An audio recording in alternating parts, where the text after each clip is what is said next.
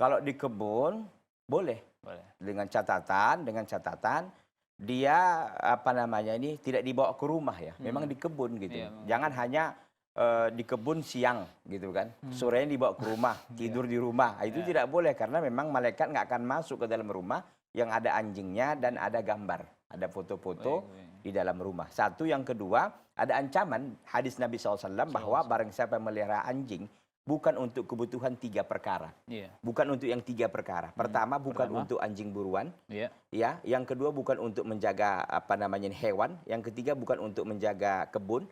Kalau ini ya, kalau ini tidak ini karena untuk sebagai apa ya? Sebagian masyarakat kan kadang-kadang karena dia Baik. melihat anjing ini baik, manja gitu kan, disayanginya, diapanya, dipeliharanya, itu bisa berkurang amal pahalanya 1 qirat.